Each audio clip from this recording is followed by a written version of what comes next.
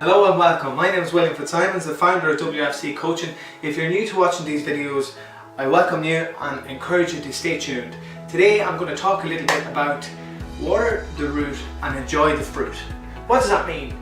Are you watering and nurturing the fruits and the flowers of your mind, or are you watering and nurturing the weeds, the toxic weeds of your mind? You know, the very common weeds of the mind, the tree I usually try to have people eliminate is blaming, pointing the finger at somebody and blaming rather than taking responsibility. There's a large tendency in this country anyway, it may be worldwide, it may be other countries, the tendency to place the responsibility with someone else or blame someone else for our circumstances that we may find ourselves in.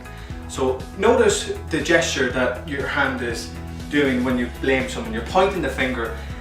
Just become aware of, you're pointing one finger away, but you're also pointing three fingers back at you. So the next time you find yourself going to blame someone, notice that you have three fingers pointing back at you. The next one is complaining and condemning people. This is a very toxic one. Complaining that the circumstances are never right. Complaining that the upbringing that you may have had was dismal and unsupporting. Complaining that, the resources that you may find are never sufficient or never enough. Or maybe you complain about that, people can't do jobs properly. No one can do anything right except for me. This is just detrimental to the well-being of our minds and our emotions. And it can really get in the way of naturally producing happiness. So the next weed is rationalizing or making excuses. Convincing yourself that the valid excuses that you have given yourself are right, and that you are happy with that. That you've led yourself to believe that maybe you're a perfectionist and you haven't got your project done, or you haven't taken action to pursuing the life or the dreams or the aspirations that you want to bring about into your life, because you've led yourself to be a perfectionist, and you're making excuses that it's not done, and this is your reason. So these are distractions in the mind appearing real to you, okay? And they're weeds that I call weeds of the mind, okay? So basically what we're trying to do here is drop the mental baggage, so eliminate these toxic weeds in our minds.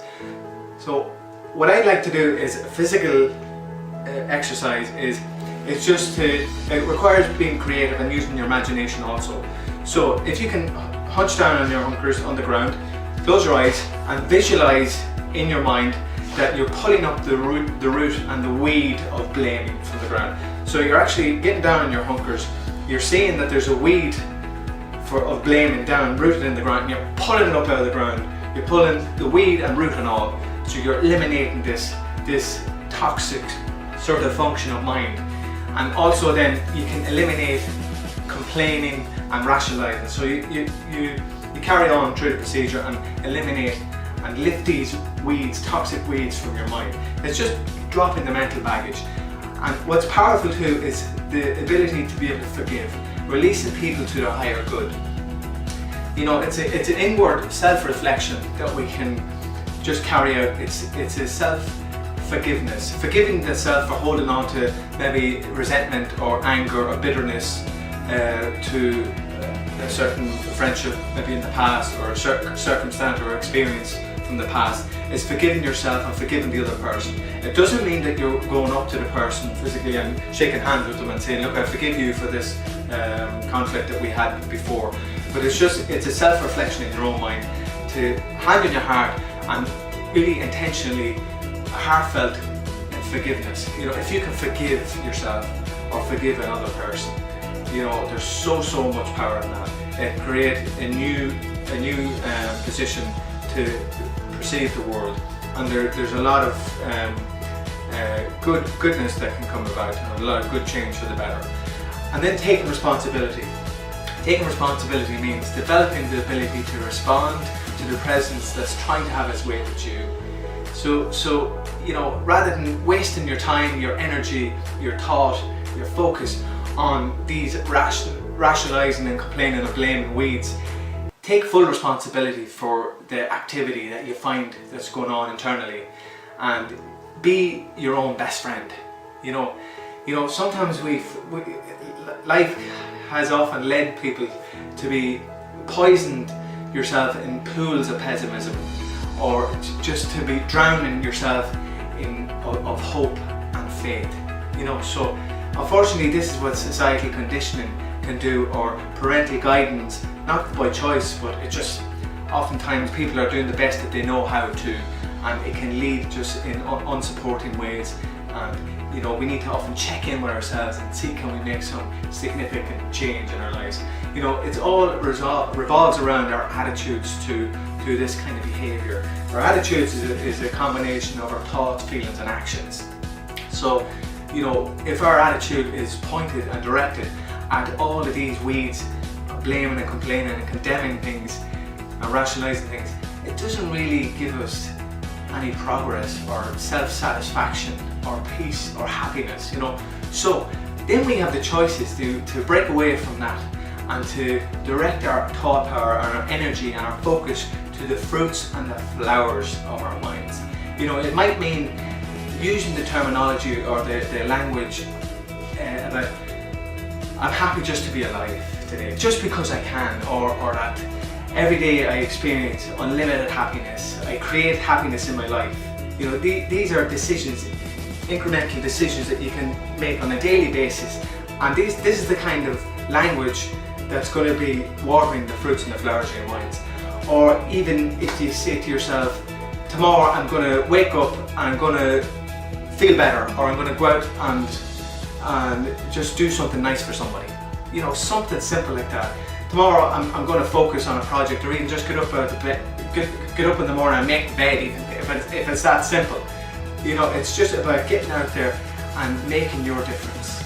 You know, sometimes people often notice and fail and sense the idea that happiness is this far distant quality in their life.